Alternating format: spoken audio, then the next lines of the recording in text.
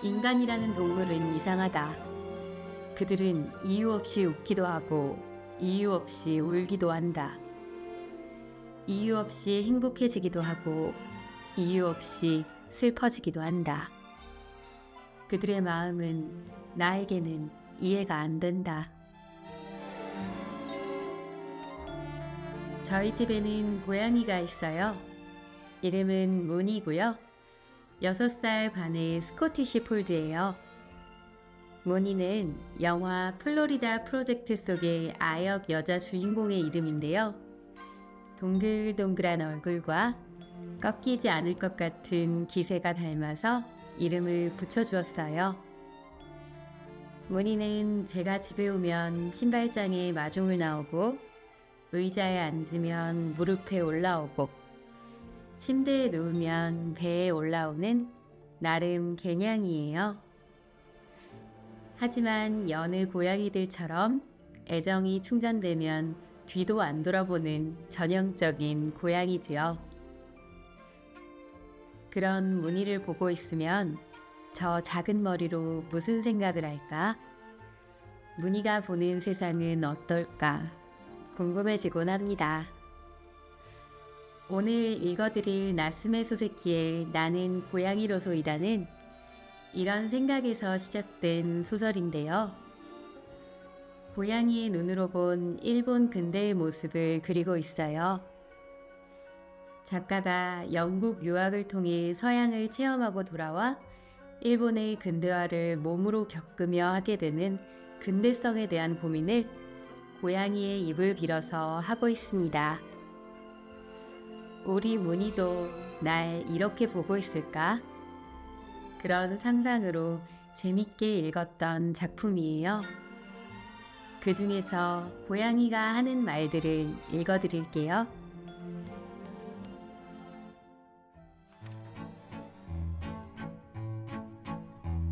주인 아저씨의 직업은 교사라고 한다.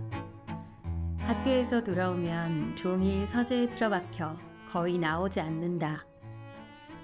집안 사람들은 대단한 면학가라고 생각한다. 그러나 사실 사람들이 말하는 것처럼 면학가는 아니다. 나는 때때로 몰래 서재에 들어가 엿보기도 하는데 그는 걸핏하면 낮잠만 자는 사람이다. 때때로 읽던 책 위에 머리를 쳐박고 침을 흘리기도 한다. 그는 위가 나빠 피부색이 누렇게 뜨고 탄력과 생기가 없어 보인다. 그런데도 밥은 아주 많이 먹는다.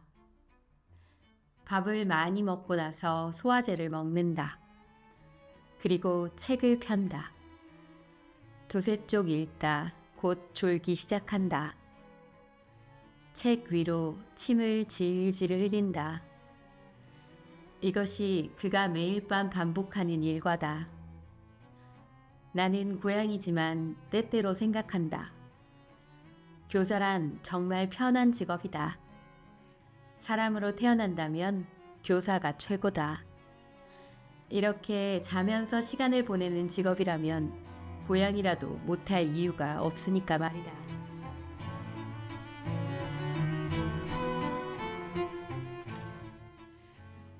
인간이라는 동물은 이상하다.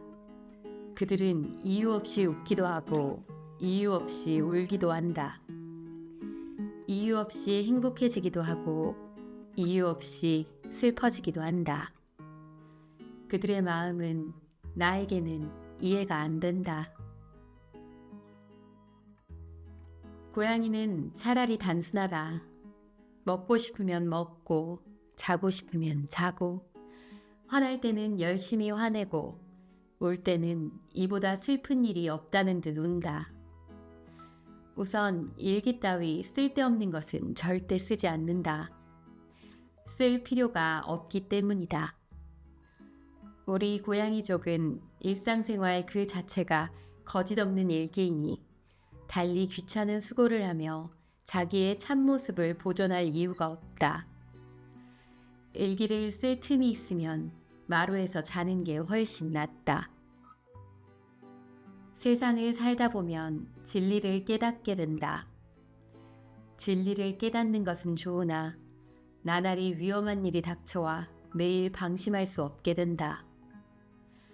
교활해지는 것도 비굴해지는 것도 표리부동한 호신복을 입는 것도 모두 진리를 알게 된 결과로서 진리를 아는 것은 나이를 먹은 죄다. 노인 중에 변변한 자가 없는 것은 이런 이치 때문인 것이다. 세상을 한번 보라. 어제 시집온 신부도 오늘 죽을지 모르지 않는가. 그러나 신랑은 천세 만세 살아보세 하며 걱정스러운 얼굴은 하지 않는다. 걱정하지 않는 것은 걱정할 가치가 없기 때문이 아니다. 아무리 걱정해봤자 도리가 없기 때문이다.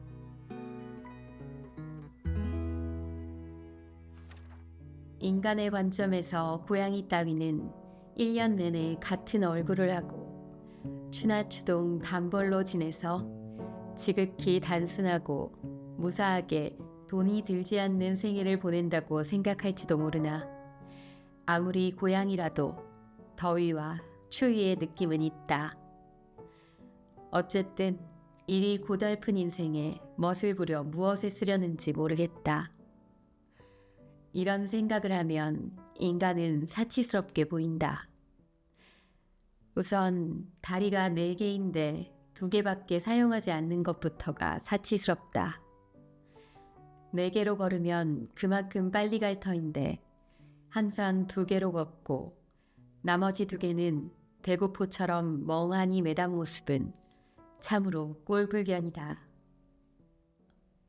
어떤 이는 때때로 나를 보며 고양이 팔자가 아주 편하겠다고 말하지만 편한 게 좋다면 그렇게 하면 되지 않는가. 바쁘게 살라고 아무도 부탁하지 않았다. 제멋대로 소화하지 못할 일을 산더미처럼 쌓아놓고 괴롭다고 하는 것은 스스로 불을 확확 피워놓고 덥다고 하는 것과 같다.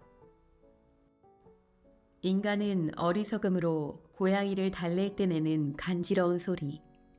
그런데 그 소리는 인간이 내게 내는 소리이므로 나를 기준으로 생각하면 고양이 달래는 소리가 아니라 달램을 받는 소리인데 어쨌든 내가 그 간지러운 소리를 내며 무릎 쪽으로 다가가면 대개 내가 자기를 좋아한다고 오해하여 내가 하는 대로 몸을 맡기거나 때론 머리까지 쓰다듬어 준다.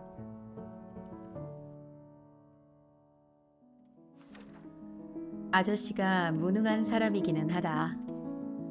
그러나 지금 세상에 유능하다는 사람을 보면 거짓말로 사람을 낚고 눈 감은 사람 코 베어가고 허세를 부려 사람을 위협하고 사람을 깨어 구렁텅이에 빠뜨리는 사람뿐이다.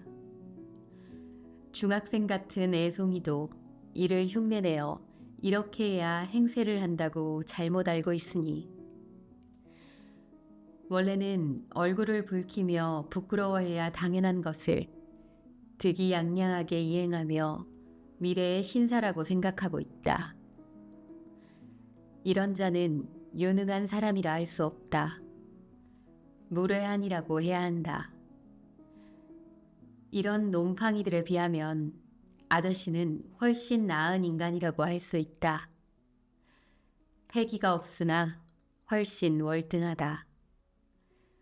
무능한 것이 월등한 것이다. 약삭 빠르지 않은 것이 월등한 것이다. 인간이나 동물이나 자기를 아는 것이 인생의 큰 일이다. 인간이 자신을 알 수 있다면 인간은 고양이보다 존경을 받아도 좋다. 그때는 나도 이런 글을 쓰는 것이 미안해질 테니 당장에 그만둘 생각이다. 그러나 스스로 자기의 코높이를 알 수 없는 것처럼 자기가 어떤 사람인지 알기 어려울 것이다. 그러니까 평소 경멸하는 고양이를 향해 그런 질문을 던지는 것이리라. 인간은 건방지기는 하나 역시 어딘가 부족하다. 만물의 영장이니 뭐니하며 어디서나 우쭐대고 돌아다니지만 요까지 사실도 이해 못한다. 그런데도 완전 태연자약에 이른 모습을 보면 큰 소리로 웃고 싶어진다. 인간은 만물의 영장임을 등에 짊어지고 자기 코가 어디에 있는지 알려달라고 난리다. 그렇다면 만물의 영장직에서 물러나야 하지 않나?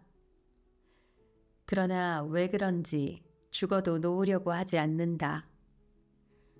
이렇게 공공연하게 모순을 저지르며 태연하게 있을 수 있으니 그걸 애교로 봐야 하는가? 애교로 봐달라고 하는 대신 바보로 만족해야 한다.